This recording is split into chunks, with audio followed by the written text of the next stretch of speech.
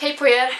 I somras gjorde jag ett inlägg på min blogg då när Miss Lisibell började prata lite om böcker på sin kanal. Och när jag tittade på den videon så fick jag en idé. Och det var att göra en liten serie, boktips för nya läsare. Så i den här videon tänkte jag tipsa dig som känner att jag vill börja läsa någonting, men jag har ingen aning om vart jag ska börja, vad ska jag läsa. Så tänkte jag att jag ger dig några tips på böcker helt enkelt.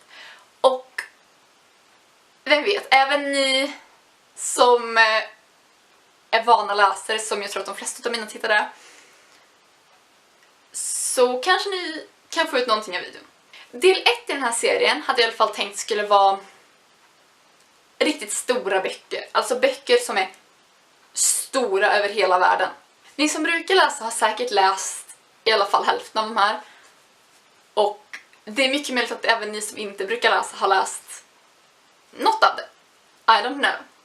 Men jag hoppas i alla fall att ni tycker att den här videon är bra. Så vi kör igång. De 4 första lovar jag att alla känner igen. För att de finns även som film och är kända även som film. Så jag tänker att det kan vara något bra att börja med. Du vet att jag såg den här filmen, jag tyckte att den var bra. Ge boken en chans då, för att i alla de här fallen så är boken och filmen ganska lika. Så först ut har vi den allra största boken av alla. Och det är Harry Potter.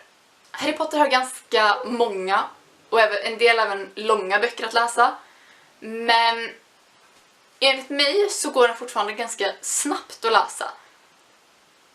Det är inte mycket krångligheter i språket som gör att du måste stanna upp för att tänka, utan det är bara att läsa. Som nummer 2 har vi Hungerspelen, och det jag älskar med det är karaktärerna och karaktärernas utveckling. Katniss Everdeen är en underbar huvudkaraktär, och framförallt i 3:e boken så älskar jag henne så mycket. Den 3:e som jag har på min lista vet jag att det är en del delade meningar om, och det är Twilight. Själv är min relation ganska bra till Twilight, eftersom att det var de böckerna som fick mig att börja läsa. Så att det är ganska självklart att jag skulle rekommendera den serien till andra som också vill börja läsa. För att det är liksom, bara du hittar en bok du tycker är tillräckligt bra så kommer du fastna i den. Du får en speciell känsla. Sen vill du bara fortsätta läsa för du vill uppleva den känslan igen av att befinna dig någon annanstans. Sen är också den 4:e, för er som inte är så mycket inne i fantasy eller dystopier, så har jag även Förr eller senare exploderar jag. Det är en bok som är väldigt stor och många har läst den, många tycker den är bra. Jag såg ju faktiskt filmen innan jag läste boken. Så att jag fick inte riktigt samma upplevelse, tror jag. Men den är helt klart någonting om du inte vill ha fantasy. Jag är också sån, jag föredrar oftast fantasy, så att jag har inte lika mycket att säga om de här andra böckerna som kommer nu som inte är fantasy, för att det är inte riktigt min genre. Men jag ville ta med det ändå för att jag vet att det finns folk som hellre vill ha typ contemporary böcker än dystopier. Sen har vi en serie med fristående böcker av Stephanie Perkins. Och det är Anna and the French Case, Lola and the Boy Next Door och Island the Happily Ever After. De 2 första böckerna har kommit på svenska. Så att jag tror den sista kommer inom en hyfsat snar framtid. Men så att vill du läsa på engelska finns alla 3 ute. Vill du läsa dem på svenska så de 2 första finns, den sista kommer nästan garanterat inom en snar framtid. Det sista som jag har på min lista är Fangirl av Rainbow Rowell och även Carry On lite vid sidan av. Carry On heter Gå vidare på svenska för er som vill läsa på svenska.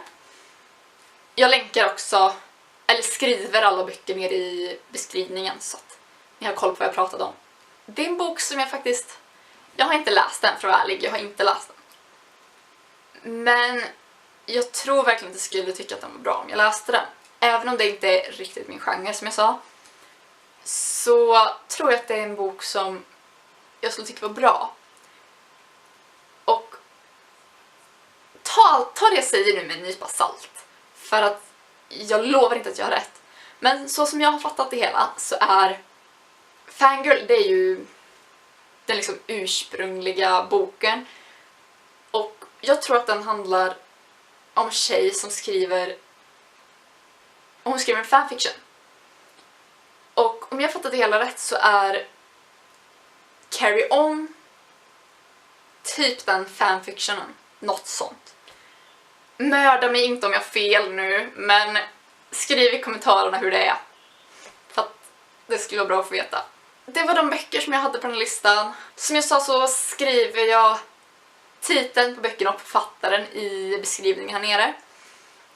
Ifall det är så att ni blir intresserade av någon och vill kolla upp den lite mer. Om ni har någon bok som ni tycker borde varit med på den här listan som jag missade, så lämna gärna en kommentar och berätta vad det är för bok. Så syns vi. Hej då!